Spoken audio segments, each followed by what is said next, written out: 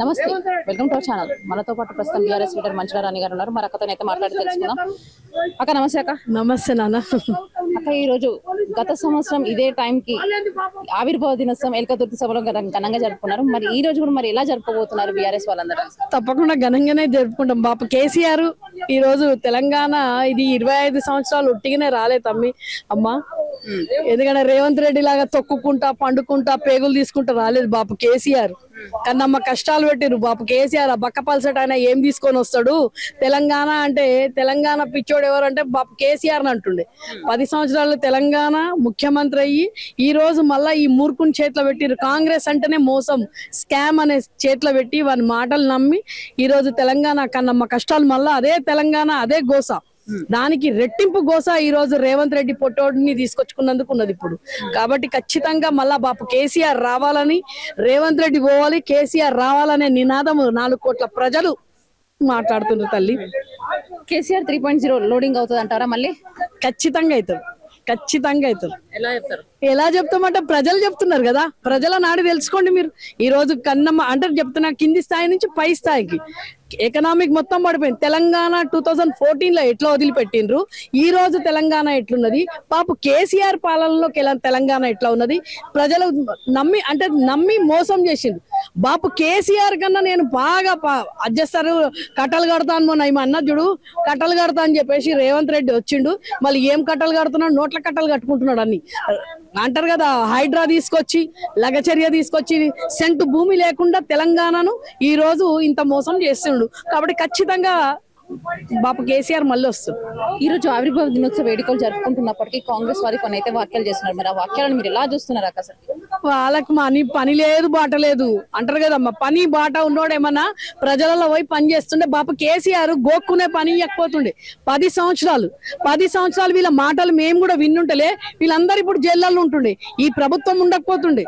ఎంతో మంది ఎన్నో మాటలు మాట్లాడారు. 10 సంవత్సరాలు ముఖ్యమంత్రి ఉన్నప్పుడు కూడా మేము నోరిప్పలేదు అప్పుడు. కానీ ఈ రోజు మాత్రం వాళ్ళకి ఇష్టం ఉన్నట్టు అంటారు కదా, మా పదవి వాళ్ళకి వచ్చిన తర్వాత గర్వంతో మాట్లాడి ఈ నోటికి వచ్చినట్టు మాట్లాడుతున్నారు. నోటికి మాటలు కాదు, చేతలలో చేయండి. ప్రజలలో ఎవడు పోతుండమ్మా? ఏ ఎమ్మెల్యే పోతున్నాడు? కాంగ్రెస్ ఎమ్మెల్యేలు ఎక్కడ పోతున్నారు?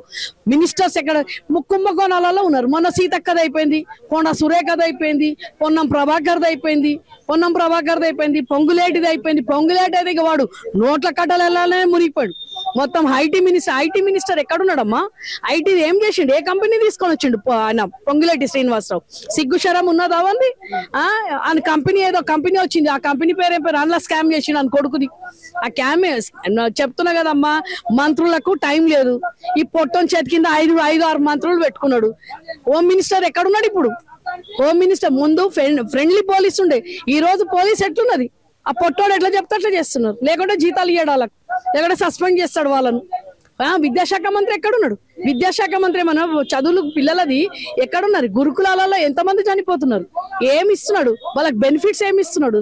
అంటారు కదా, ఆ బాపు కేసీఆర్ 10 సంవత్సరాలలో అన్ని ఐటీ కాలేజీలు, సైన్స్ కాలేజీలు, మళ్ళీ పిల్లలకు ఎన్ని బెనిఫిట్స్ అంటే చదువుకోవడానికి 20 లక్షలు 30 లక్షలు ఇచ్చి వేరే దేశాలకు కూడా పోయి 99% వచ్చిన పిల్లలను పంపించారు.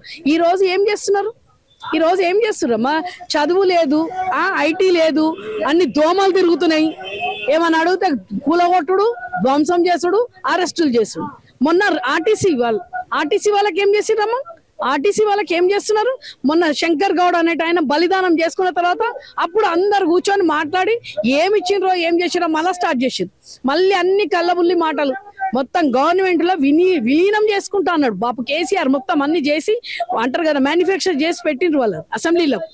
వచ్చినాక చేస్తాడు. ఏం చేసిండా? 2 ఏళ్ల అర్థం వాళ్ళకి ఎన్ని మాటలు చెప్పిండు? జీతాలు లేవు, ఆశా వర్కర్లను రోడ్ల మీదకి తీసుకొచ్చిండు. ఏమి లేదమ్మా, గుండు సున్నా. ఈ రోజు వైద్య వ్యవస్థ ఎట్లున్నా చూస్తున్నావు కదా. హాస్పిటల్లో మెడిసిన్ లేవు, జీతాలు లేవు వాళ్ళకు.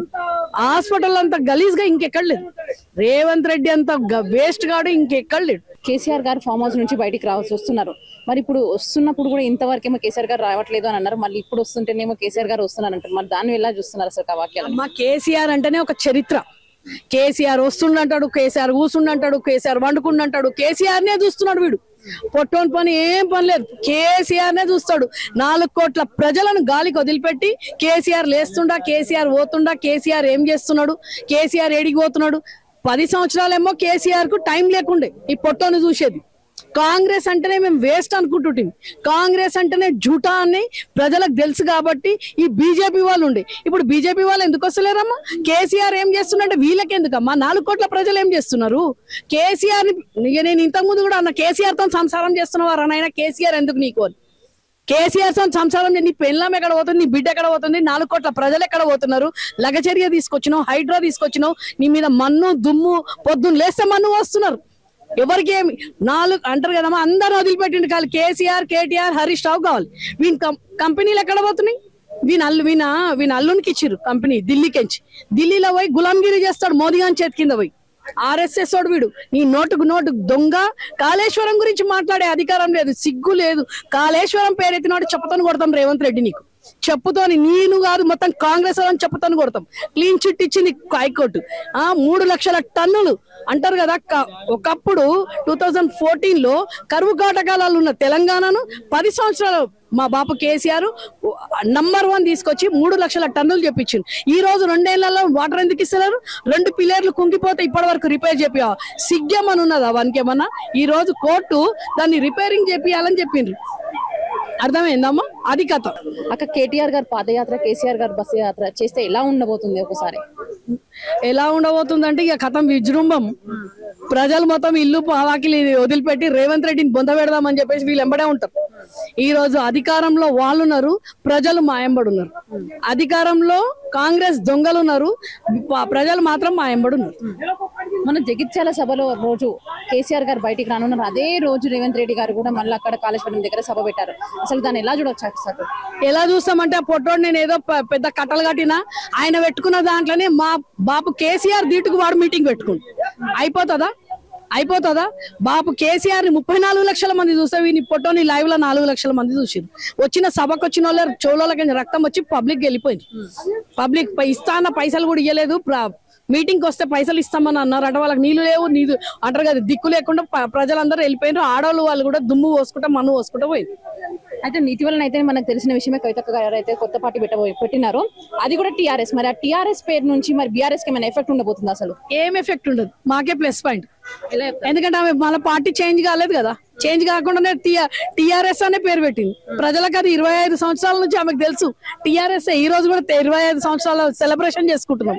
ఆమె నిన్ననే పెట్టింది కాబట్టి ఇవాళ సెలబ్రేషన్ మేము చేసుకుంటున్నాం. అర్థమైందా అమ్మ? ఆమె నిన్న పెట్టింది, మేము ఇవాళ చేసుకుంటున్నాం. ఆమె సేన, రేవంత్ రెడ్డి సేన. ఆమె రాష్ట్ర సమితి అని పెట్టుకుని చూడు, రేవంత్ రెడ్డి సేన, అంతే, అంతకు మించి ఇంకేం లేదు. పార్టీ పెట్టుకునేటోళ్ళు, ఇప్పుడు నేను పార్టీ పెట్టుకుంటున్నామా, వేరే పేరు పెట్టుకుంటామా, అదే పేరు పెట్టుకుంటామా? అదే పేరు పెట్టుకొని ఎజెండా ఎందుకుందమ్మా? నువ్వు పెద్ద మంచి లీడర్వి, నువ్వు ఒక అది ఉన్నది, నీకు ఒక స్పిరిట్ ఉన్నది. నువ్వు కొత్త పార్టీ పేరు పెట్టుకునేది ఉంది. టీఆర్ఎస్ పెట్టుకోవాలని ఏమున్నది? అయితే కవితక్క గారు పార్టీ పెట్టిన రోజు సభలో అందరి ముందు కేసీఆర్ గారు మన మనిషి కాదు మర మనిషి అని కూడా అనడం జరిగింది. ఆ వాక్యాలను ఎలా చూస్తున్నారు అసలు? కేసీఆర్ గారు మాకు మన మనిషి, మా మనిషి. ఆయన తెలంగాణ బిడ్డలను సురక్షితంగా చూసుకునే మనిషి. కవితక్కకు మాత్రమే మర మనిషిలాగా కనిపిస్తుంది. ఎందుకంటే కవితక్క చెప్పినట్టు వింటలేడు కాబట్టి. కవితక్క తను చెప్పినట్టు తన సీఎం అవుతా అని అనుకుంటున్నది, కానీ అది కాదు తల్లి. 4 కోట్ల ప్రజలను చూసుకున్నట్టే నీకు అన్ని పదవులు ఇచ్చినాము, అన్ని అనుభవించినవు, ఒక అందు నిన్ను ఎక్కువనే చూసుకున్నామని చెప్పేసి పాపు. కానీ అంటారు కదా, కుటుంబ సమస్యను తీసుకొచ్చి పార్టీ పెట్టుకుంది కవితక్క. ప్రజల కోసం పనిచేసేట ఆమె అయినుంటేనేమో తన కొత్త పార్టీ పేరు కొట్టి పెట్టుకుంటుండే. తన తండ్రితో సహా కలిసి కష్టపడి తెలంగాణ తెచ్చుకున్నాం కాబట్టి తండ్రితో కలిసి ఆమె పనిచేస్తుండే. కానీ కొత్త పార్టీ పెట్టుకోవాల్సిన పని ఏమున్నది? ప్రజలకు పనిచేసేటోళ్ళు. అమ్మ, ఈ రోజు మేము 15 సంవత్సరాల నుంచి పార్టీలో పనిచేస్తున్నాం. మాకు పదవులు ఉంటేనే వచ్చినామా? ఈ రోజు పదవులు ఇస్తేనే వస్తామా? తెలంగాణ యోధు, మా అమ్మ ఉద్యమకారాలు ఇంతకు ముందు చెప్పినా ఇప్పుడు చెప్తా. నీ తండ్రి ఒక యోధుడు. ఆ యోధుని వదిలిపెట్టేసిన పార్టీ ఎందుకు పెట్టినావు? పార్టీ ఏ ఆశతో నువ్వు పెడతాం? పార్టీ అంటే పార్టీ తరఫున పిలిస్తే నేను చూస్తున్న 10 నెలల నుంచి, కానీ ఇంతవరకు పార్టీ తరఫున ఎవరు పిలవలేదని కూడా. ఎందుకు పిలుస్తారు? నిన్ను పిలవాల్సిన పనేమున్నది?